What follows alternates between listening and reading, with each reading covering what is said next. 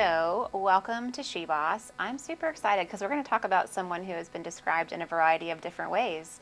From a cult leader to a fashionista to a proud mom and wife, a charcuterie aficionado, among also being known as a real bad bitch. So, I'm so excited that you're joining with us today. So Ciera Elledge is with us today, and she's got quite the story to tell. So she's an amazing woman who I've had a chance to know over the past couple of years and have been able to experience a part of her journey that is very, very unique and inspiring, and I thought it would be a perfect fit for SheBoss, among the many other things. Of course. Get to help us break in our new digs. You know? So I think it's like number 2 or 3 in this office, so it's pretty exciting.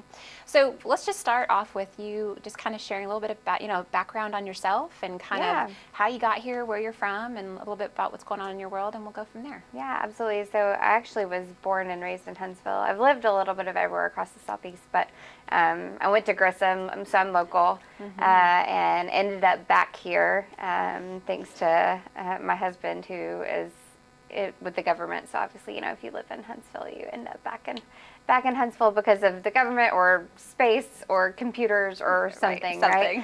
So I ended up back here because of him, and I have been in the fashion industry, fashion retail for a decade when I moved back, and with various brands, Lucky Brand, Ann Taylor, BB, Michael Kors, did bridal for a while. So my heart has always been in fashion and that kind of thing. And when I had my daughter, I realized that fashion and retail hours are probably not the most conducive to having a successful family. And so when she was about a year old, I left my full-time job with Michael Kors to pursue a career in network marketing and social media, and did that really successfully for quite some time, but realized that I kind of missed fashion. I kind of missed retail. I missed the fun of getting to dress people every day and seeing the newest trends. And so I actually opened my own online business with one of my best friends for a few years, and we started using this software called CommentSold during the process, and it's basically an e-commerce platform that helps you monetize your Facebook following, your social media following, and allows the people literally to comment sold on Facebook, and they get invoiced and make purchases that way. And so, which is so difficult for those late night online shopping, because it's so easy. We make it incredibly easy to purchase. Fantastic. So we actually beta tested CommentSold before CommentSold was even what it is today, or even anywhere close to what it is today. So I love to tell everybody, I was in it from the very beginning. I love that. And so Brandon Cruz, who started it, and his wife Amanda are some people who I would consider some dear friends also. And so when I took a step back and realized that the day-to-day life of running an online boutique was not necessarily what I was super passionate about. What I was actually passionate about was helping other people do it. So teaching and training and coaching, I realized that was probably a better fit for me, was being on the corporate side of things, being on the CommentSold side of things. So I stepped into a role there, just part-time, helping them with social media, and of course I'm not very good at doing anything halfway. So within a few months that had become full-time, and then within a few months I was like, hey, there's this opportunity that I see that I think is going to make the business a little bit better. Can I make this role for myself? So I basically laid out this role of what I wanted to do and how I wanted to, provide value to the company. And that was by building an online community. So we have an online community of around 7,000 or more retailers who are actively involved in our Facebook community. And in that community, they not only help each other and engage with each other, but they're also learning and teaching. And then I also get to come in and bring in subject matter experts. I get to teach and train and coach, and I get to, answer questions on a daily basis, coming from not only a retail background, but now having that software and services background. So I truly got to take all of the things that I've learned from retail, social media, networking, personal branding and coaching, and I get to apply those to help retailers be successful every single day, which is super cool. Yeah. And luckily, Brandon and of course the whole team at CommentSold is great, and they were just like, yeah, you should probably do that too. We think that's a great idea. Yeah. And awesome. so like a week later, that was my position. So I'm the community engagement manager at CommentSold, and so that's what I get to do every single day, and I just absolutely love it. Could not be a better job for me. It's like I created it myself. And you did. And I It's did. the best kind of job. Yeah, so it's great because I got to take everything that I've learned from so many different industries and then apply them to help other people be successful, which is what I truly enjoy anyway. Yeah. Well, and to be able to be part of that with a company that has experienced such massive growth. Yes. Holy cow. So for anybody who lives under a rock in Huntsville and doesn't know the cruises and that story, like give just a little bit of background on like they started that. I mean, because they have seen, I mean, they're one of the like massive success stories that have come out of Huntsville. Absolutely. One of the few. One of the biggest Yes. tech startups in Alabama, and probably soon to be the country. I mean, they're just fantastic. Basically, the background for anybody who doesn't know, so Amanda was a nurse at Huntsville Hospital, and she started this little Facebook group because she wanted to get a discount on some clothes, and so she started buying clothes at wholesale, and then she was like, I'll add a few of my friends who are the other sizes, because if you don't know anything about buying clothing wholesale, you have to buy in packs, and they typically come in like packs of 6, so it's like 2 smalls, 2 mediums, and 2 larges. And so she was buying clothes that she liked at wholesale, and then she was letting her friends purchase the sizes that she didn't want to keep, which is how it got started, which is how a lot of people probably get started. And then it absolutely exploded to the point where she was hiring people to invoice, basically how people were commenting sold on the Facebook post, and then they were manually sending PayPal invoices to these people and keeping track of everything manually. And they got to the point where she had actually like hired people to stay up all night and do nothing but send invoices and keep track of these things. And one thing that's unique about this, just in case you don't know, so like with Discount Divas, that's what it started out well. And I mean, they would like model the clothing on Facebook Live or through video, which at that time, not a lot of people were doing. Yep. I mean, maybe I'm just antiquated and social, but like seeing what they were doing with trying clothes on and showing how it fit, and and putting different body types in different pieces of clothing, that to me was amazing. Like that took the online shopping experience to a completely different level. Yeah, absolutely. I mean, and then you've seen a lot of companies kind of follow suit, but that was one thing that I thought was really interesting and was a new experience for me anyway. Definitely. And I mean, they dominated Facebook selling in general. I mean, they're one of the biggest success stories. And that comes from that type of selling. And that type of selling was kind of unheard of at the time. It was, boutiques had websites, of course, that you could shop. But as far as like using Facebook as an e-commerce platform, it was kind of really unheard of at the time. And so Brandon, a successful tech entrepreneur, just a genius, extremely smart. And don't let him actually listen to this because he doesn't need to hear me say that. But I mean, just absolutely one of the smartest people that I know. And so he actually, she was staying up all night and doing all these invoices. He's like, I could probably just write a program to do it for you. And try a piece of code, no big deal. Over that little project that he thought was going to take him a few hours, we're now like 5 years into. But, he wrote the program, and, it saved her a ton of time, and she was able to grow exponentially through that. And it's come from just a program that, scans Facebook comments and sends invoices to now we're a full stack e-commerce platform. So we offer, a web store, mobile apps. We just launched Instagram Live selling, which is just insane. We broke into Instagram Live, which is cool.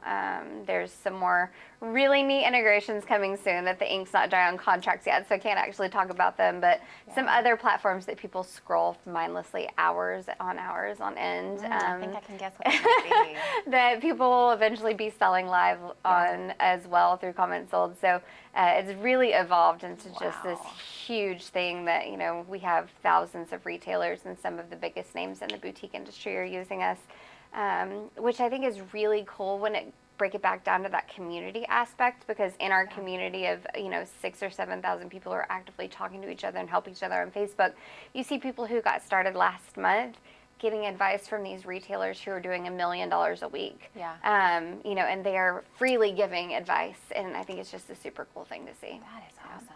Yeah. What have you seen has garnered the biggest engagement by creating that community within the retail space? Like, what has really hooked them as far as people wanting to give advice and help each other out? And I think because they all started from somewhere, they've recognized that, like, that person who's sitting there who just got started last month, that was them 3 years ago, 4 years ago, 5 years ago. And so we're really, truly like a whole group of community versus competition. They don't see each other as being like direct competition. They see it as being like their friend, or, their sister in business, or, somebody who's going to become one of their new best friends. And, you would think that community could be a little bit tense or maybe not forthcoming because they don't really want to give away their trade secrets or whatever it is. But most people have realized that people shop with people. I can sell the same thing as you, but people are going to shop with me for a different reason than they're going to shop with you. They're going to shop with me because they love who I am as a person. You're really actually endearing people to your lives, more so than they're shopping with a boutique brand. Right. So I think that people have really realized that, and so it's less about competition and that person's copying me or selling the same thing as me, and more so about like truly keeping your head down and staying focused on and staying in your lane and worrying about yourself. So yeah, that's so exciting. Yeah. I can't wait to see all that's to come with the business and your role and all of that. It's gonna be great. Without sharing things that are confidential, what's one of the big things from a business perspective for you personally that you're really excited about? Maybe that's happening over the next year or so. We have a few things coming that I can't talk about, but what I am really excited about is we have a lot of things that we're bringing to the platform that are going to make retailers' lives easier.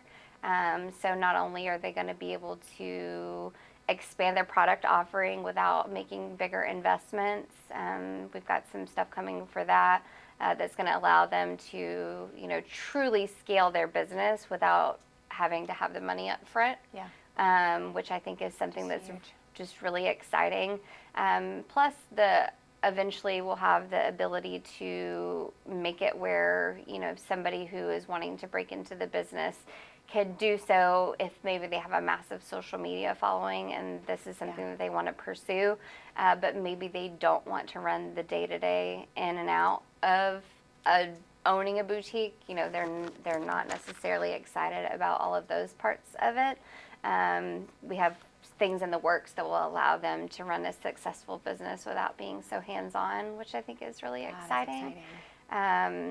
Both of those are two things that I'm really passionate about because it kind of really takes away the barrier of entry. The part that's really scary, the initial monetary investment and things like that, and really makes it easy to get started. Yeah. I love that. That's exciting. Yeah. Oh my gosh, it's exciting. Every time I turn around, I feel like there's new news about the business and what's going on. It's just like, it's so awesome me too. to Talk see. about somebody who has to keep up with the changes. I have to keep up with the changes in all of the product and teach people about all of the changes in the product, but then I also have to keep up with all the things that are coming in the future. So my head is constantly spinning with all the new things that we're coming up with. What a blessing to be able to be in a role where you're combining something that you love and that you're so passionate about, coupled with just the technology and the innovation and the newness of setting trends in a space that didn't exist, but doing it for the right reason, which I think is just, it's just so exciting. Yeah, if you asked me 5 years ago if I thought that I would work at a tech company, the answer would absolutely be no. I would have thought I was not even remotely interested. It just worked out perfectly that it happens to be a tech company that is grounded in something that I am passionate about. So right. It was an interesting transition. And you just create your own position and present it, and the rest is history. Create your own position. Right. Everything's fine. We could do that. Why not? I love that.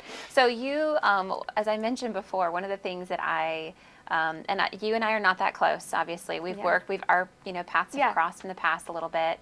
But because of the beautiful world of social media, you can kind of follow on one's journey in a way. And your journey has been one that has been so inspiring to so many people.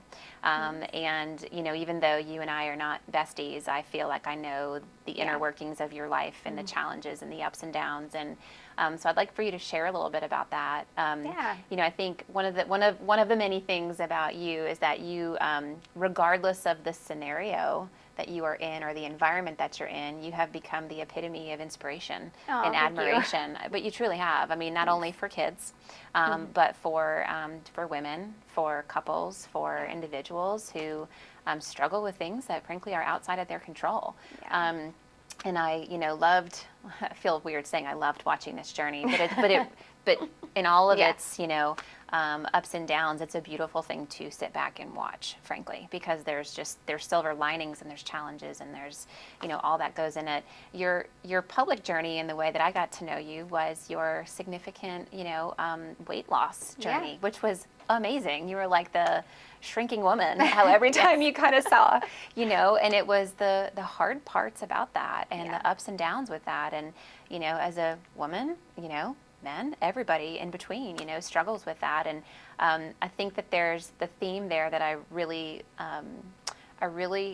felt drawn to was your ability to be vulnerable with the world, and it didn't matter what other people thought. You were just being you, which I think is something to be said about, not that you are a brand, but about brands in general. Like they lose that ability to be authentic and kind of tell their true story. And I think that's one of the things that has created such a powerful persona around, the journey that you've kind of had. So obviously you've had your journey with some weight loss and you've had your journey with a couple other things too. So things. I know. Why don't you share with us a little bit about that as much as you're comfortable with? Oh, I think that there's something to be said about being transparent. I know that when I was considering weight loss surgery, so I had sleeve surgery about a year and a half ago. I know when I was considering it, it was almost like a taboo subject. It was it's like, shh, don't tell you. Yeah, nobody wanted to talk about it. Nobody wanted to admit that they had it. They were excited and proud of what they had done, but they felt like this sense of shame almost that that's what they chose. Which is crazy. Yeah, which is it's a life-saving, life-changing surgery. It's not something to be ashamed of. So my main goal when I started considering it was I'm going to be the person that talks about it so that when somebody else is considering it, they don't feel that same shame that you sense had. of shame that I felt when I was originally thinking about doing it. Sorry. So I really, made it a point to be very open and very vulnerable and very public about it, even though it's kind of hard. Yeah, it is hard. Even though it's kind of hard, just because I was more worried that, somebody else who was going to be in my shoes 6 months, year, 2 years down the road, had somebody that they could ask questions. Yeah. Had somebody that had been through it that they could look up to and talked about the good, the bad, and the ugly, right? Yeah. So hold on real quick. We're going to pause right there. Did you grab a tissue? Thanks. Sorry. Perfect. No, just so you got it. Thank you, Gracie. Feel free. Thanks. That's what setting spray is for, right? That's right. Ethan, do you know what a setting spray is? Lots of setting spray. I was going to say, look at you. I looked at Gracie and I was like, "Can you give me a tissue?" So people not being ashamed about telling their story. You wanted to kind of that was really eliminate the that main stigma. thing, was just making sure that I was super public about it. So there were people who, were considering it and it's something that saves people's lives, it changes your life. So it shouldn't be something that people don't do because they don't know where to go. They don't know what doctor to talk to. They don't understand the process. They don't understand, how insurance works to pay for it. Yeah. Mainly that was my goal, was to make sure that if anybody had those types of questions, if I had the answer to it, I was totally open and totally public so that they could feel comfortable coming to me about it. Yeah. Which happened in droves. I have a very, very small, closed, private Facebook group. That's another thing that, is really important to me is creating these small little communities. So, got a couple hundred people in there who That's awesome. just in the past 18 months since I've had surgery have considered having surgery, and a lot of them have gone through with having surgery. So it's really neat to see the trickle down experience of seeing, dozens and dozens of men and women go through with having surgery and getting their lives back. Yeah. Because I was willing to just talk about it. Yeah. So. Well, and what a rippling effect that has. That's Yeah. a generational impact that creates. I mean, there's no doubt about it, from not only one's individual health, but how they're able to carry their children and how they're able to care for their wife or their family member, whatever it might be. So that's fantastic. And then it's really been neat to see that the people who have been involved in that are a lot more open with telling their story too. So I see them publicly talking about it, and also, doing the same thing, answering questions for people who are interested in it, guiding people through the process. So it's been really neat to see this whole change and shift in the way people perceive weight loss surgery. Yeah. It may only be here in Huntsville, but it's been really cool to see that, there's been dozens of people who now are openly talking about, their health and that journey, and then, making it so that it's not so, taboo, not shameful. Yeah, I love that. Yeah. So then your journey kind of took a different shift. Yeah. From that, you were again half the woman that you not literally, but I mean you looked fantastic, and you still do. But it was such a journey to see all that happen. It was amazing. But then things kind of didn't stop, but things kind of came your way. And tell us a little about that. Just changed a little bit. Yeah. I actually was probably 8 months out of surgery and had lost a majority of the weight that I was looking to lose, but I was just going through a lot of really weird symptoms that I just could not figure out. And I was like, okay, well, maybe this is hormonal. Obviously you lose 100 pounds in 8 months, your body's going to be a little bit out of whack, right? Yeah. So I went to my doctor and was like, hey, this isn't normal. There's something going on. I just need some answers. Can we figure this out? So I went through a bunch of different tests and finally decided that I wanted to have a hysterectomy. I was like, I'm done having kids. Yeah. Don't need these parts. I'm tired of all of this. Can we just get it over with? Yeah. So you're having a lot of issues as far as pain, bleeding, And, pain. okay. I mean, to the point where I would stay up all night long because I couldn't sleep. Oh my gosh. Yeah, it was terrible. So I was finally like, okay, I'm done. I don't want to have kids anymore. I have 2 beautiful kids. I have zero desire to have any more kids. Yeah. I did not enjoy pregnancy. I was not one of those lovely, glowing pregnant people. It was not a fun time in my life. I've yet to meet one of those. Are you kidding me? I feel like anybody who says that they love being pregnant is probably a little bit of a liar, or they have amnesia and they forgot how terrible it actually was. Didn't enjoy it whatsoever. So I was like, I'm done. Let me just go ahead and have this hysterectomy. And luckily I finally found a doctor who was willing to just do it. Because I'm 33. Right. I'm not, of the age where you would typically be like, yeah, let's just go ahead and, cut everything out. Let's have a hysterectomy. But luckily I found a doctor who was, willing to do it with me. And she was like, I'm listening to you. I hear you. They could not figure out why. They just assumed that I had what's called pelvic organ prolapse, which I had 2 very gigantic babies. So it basically happens when, all of the ligaments and things that are holding your pelvic organs together have just stretched out completely. So that's what they thought. That's what they thought was happening. And so when I went in and I had my hysterectomy, they realized that I actually had advanced cervical cancer.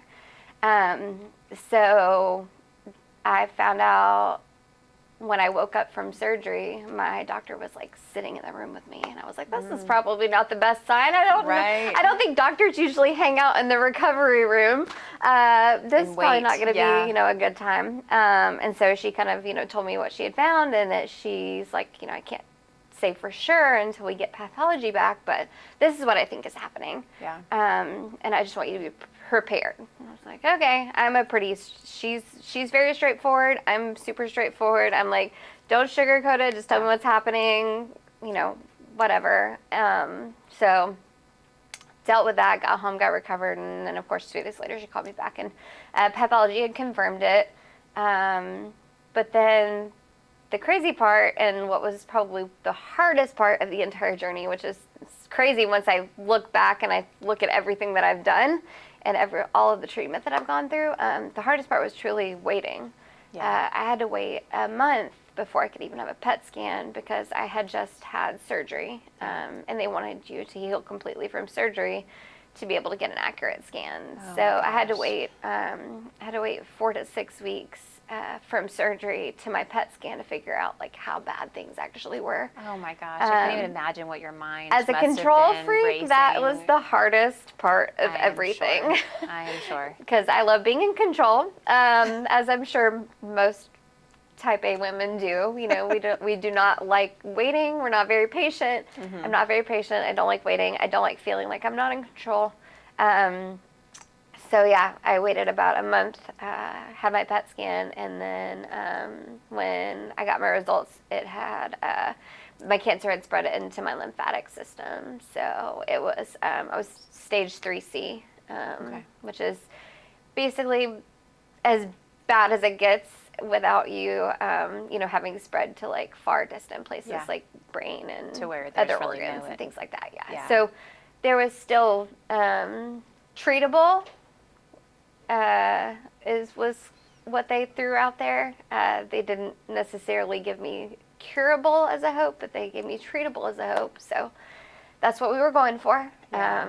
So meaning that you live with it, and it's just a managed. Yeah, I mean, that was that... kind of that was what was basically, you know, given to me as being a best case scenario was, Wow. you know, just we're gonna fight it as hard as we can, and you know, we'll see what happens. But again, my oncologist is super direct and straightforward too, which I also appreciate. And you know, it's just like, this isn't going to be a fun time.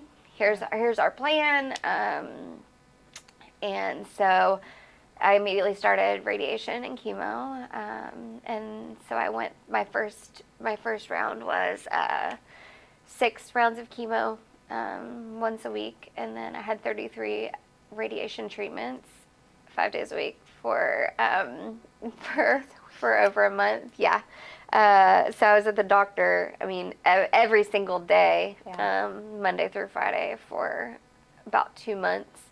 And then I had internal radiation after that, which was not a great time either. But how do they administer that? You actually don't want to Google it, so just don't Google it. It just makes me wonder. If you're watching like... this, don't Google it either. You don't want to know. It was inpatient UAB. They actually insert a lot of needles into your body that stay there for 3 or 4 days, and then you're immobilized in a hospital bed so that they don't shift, and then they administer radiation through these like needles that are like about this long. Yeah, you can imagine. It looks like somebody described it as like looking like a scene from like a Saw movie, and that's probably the most accurate description that I've ever heard of it. My oncologist was like, it's barbaric. I don't blame you if you don't want to do it, but of course I'm like, give it to me, like whatever treatment you've got, we're gonna take it. So I had that, and then had another scan, and they were like, it's bigger, not any smaller. After all of that? After all of that, they were like, it's a little bit bigger, it's not any smaller, so let's try the next thing. So I moved into a really strong chemotherapy treatment, which is what I'm currently on, and immunotherapy, which I was really blessed. So Keytruda is actually originally developed for small cell lung cancer, and it's immunotherapy, which basically what it does is it takes your own immune system and enables it to specifically target and fight your type of cancer cells, which is It's kind of just tailored. It like amazing. tailors your Super that's awesome. unique, amazing, newer technology, and I was blessed enough that it was approved to be used for cervical cancer recently. So I got to start Keytruda a few months ago, and my last scan that I had a couple of weeks ago actually showed no evidence of active cancer, which is just like the best news you could hope for. Oh my gosh, that's amazing. Yeah, the best news that I could hope for. I still, of course, have about a year of Keytruda treatments to finish up, and then I'll have scans every single 3 months for that time frame, just to like make sure things aren't coming back, because the chemo that I am on is extremely toxic and really aggressive. So our hope is that Keytruda only will keep it away for as long as possible. So, Yeah, that is amazing. Yeah. That's insane. This was not sponsored by Keytruda by No, any means. not sponsored by Keytruda. It should be. It should be. If you want to We're gonna sponsor put this that on there. I podcast, know. you should sponsor it at this But that's point. amazing. Though, to think. And obviously, there's a lot of variables associated with your, with what happened. But to think that you're able to try something like that and see such a drastic shift in, in the results is craose. Yeah, and I mean, it wasn't without trial and struggle, that's for sure. I definitely almost gave up on Keytruda after like my first dose. I have a really bad track record with first chemo treatment. So my very first chemo treatment of my first round of chemo, a couple days later I had a stroke and ended up in the hospital and found out that I have a rare brain disease. And so that was my... Is that the Moya? Yeah. I was curious to ask. Curious about that. Yeah. So it's a rare brain disease that I have had for a while. Just didn't. There was really nobody in Huntsville that has dealt with it. So as far as like being diagnosed was really hard. I'd had strokes previously. Oh my goodness. But my dehydration from chemo actually triggered another stroke, and I just so happened to thankfully be treated by a doctor in town who I love and respect at the hospital, who had seen my condition before, because it is extremely rare. There's not really any doctors here in town that deal with it. I actually have to go to Stanford once my treatment is over for brain surgery at Stanford, because the doctor who can actually treat it is in California. But then my first chemo that I had with Keytruda and Taxotere, which is what I'm currently on, Keytruda actually completely killed my thyroid and my adrenal glands, because it amplifies your immune system. So, it causes your immune system to attack the cancer cells, but if you have any underlying immune system issues or anything like that, it amplifies those as well. So I have Hashimoto's, and so it just absolutely kicked that into overdrive and completely tanked my entire thyroid, and then my adrenal system too. So I don't have functioning adrenal glands or a functioning now, thanks to my first dose of Keytruda. So I was like, I don't know that I'm going to continue to do this, but my doctor told me about this amazing story of this lady who, it helped her so much, and he's like, if you just want to try like one more dose, and if something else bad happens, he's like, all those things that just happened to you are irreversible. Like, they can't get any worse. So keep going if you want to go. So I did. Yeah, that's amazing. So luckily I did, and I didn't give up. So here we are. I know, that's just crazy. That is so crazy.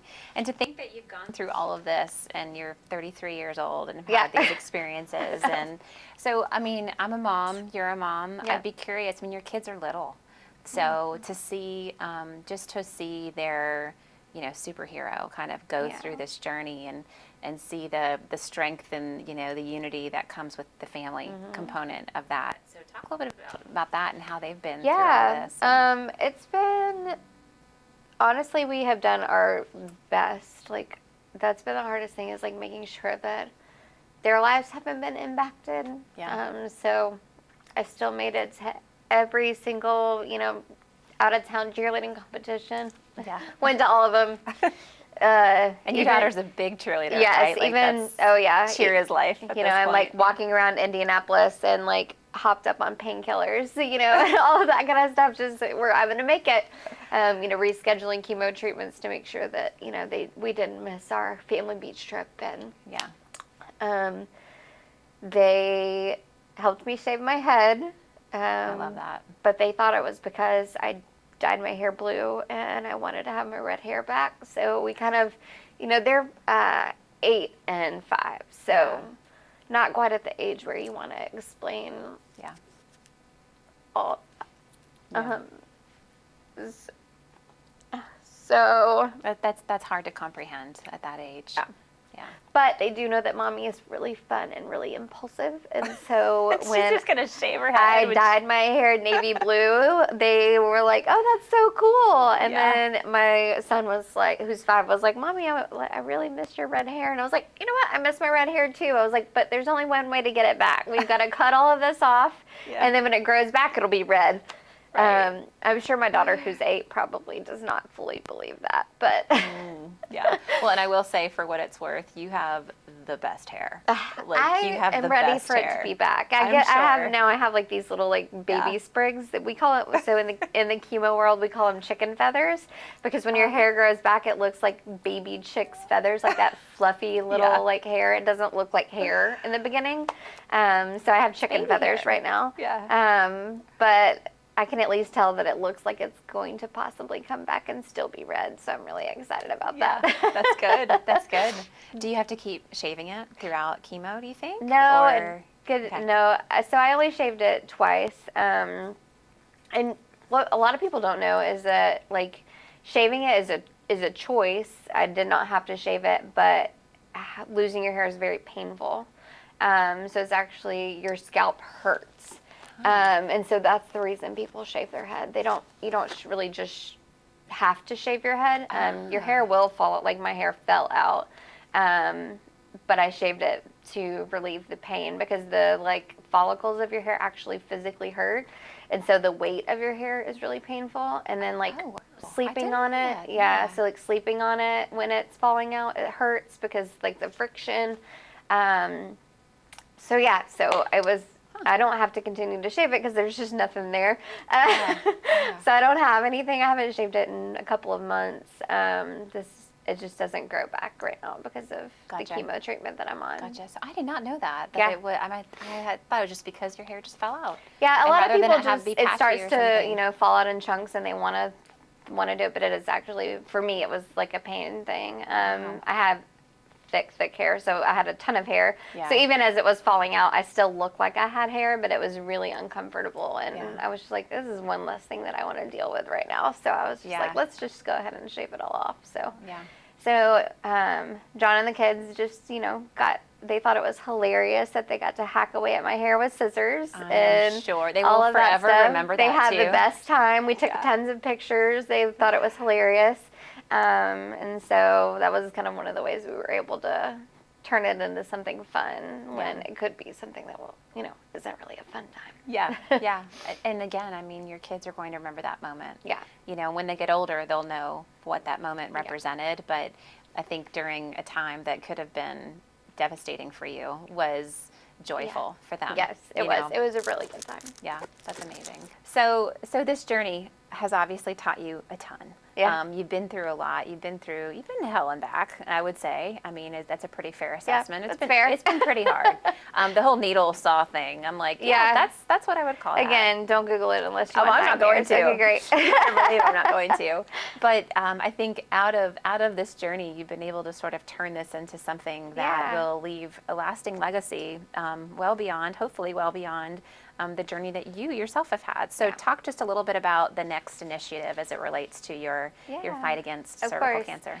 Yeah, so during this whole process, one of the things that, again, has always been really important to me is making sure that, awareness, making sure that I'm supporting other people, that other people feel comfortable talking to me about things. So, again, I was super transparent with my entire, cancer journey, the good, the bad, the ugly, very open and vocal about it. And so during that process, my husband and I decided that we wanted to start a nonprofit specifically for cervical and gynecological cancers, because there really is not a lot of that here locally. Yeah. So in Alabama, there's the Laura Crandall Brown Foundation, but they are based out of Birmingham.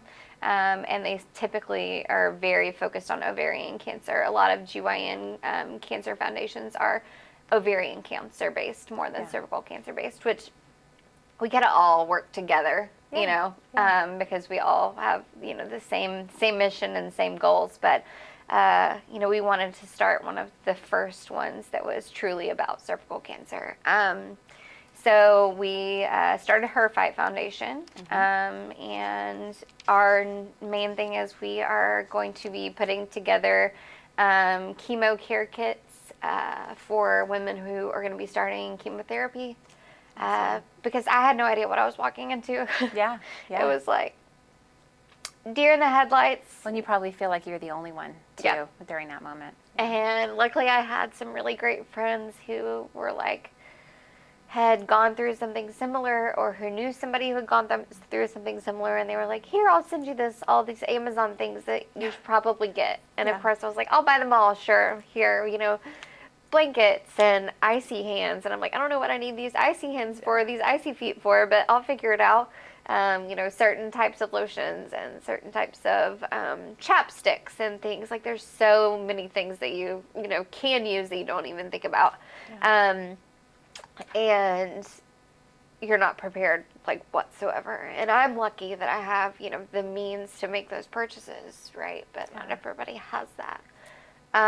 So we will be putting chemo care kits in the local gynecological oncologist office, so that when women are facing their first chemotherapy, they're given this beautiful gift. Yeah. And then the other things that we're going to be helping with are transportation grants. So, when you're first got started with radiation, I live 25 minutes from where I received radiation treatment, and I was driving 25 minutes there and 25 minutes back 5 days a week. Luckily we were able to do that, but there are a lot of people who are not. And there's really not a lot of availability for, there's one place downtown that if you live within a certain, outside of a certain mile radius, you can stay there and receive your treatments, but they don't have very many beds. And it's truly for people who live really far away. Not the people who are like me who live, 20 minutes away, but that's still, a lot of money when you talk about gas and transportation. Oh my gosh, And then, I had to travel to UAB. I had to spend the night in a hotel the night before, and, my husband had to eat while I was there. And so, grants for things like that, to help with medication. I'm super blessed. I have amazing insurance, and I still had to pay $6,500 out of pocket before everything would be covered by my insurance. And I know that, that's with the best insurance you could possibly get. Right. And not everybody is that lucky. So also helping with copays and prescriptions and things like that. And so, we have gotten everything filed, and now we're just, hoping to catch a breath for a minute. I should be finishing treatment in the next couple of weeks, and then we'll have time to really kick off fundraising and, throwing events and having fundraisers and getting everything started. But we wanted to go ahead and at least, get everything paperwork-wise taken care of. And so we're official. And hopefully in the next month or two, we'll be able to really truly kick off our fundraising efforts so that we can, bring those chemo care kits to the doctor's office and, make sure that if there's anybody who's in need of financial assistance, that we're there as an option. Yeah.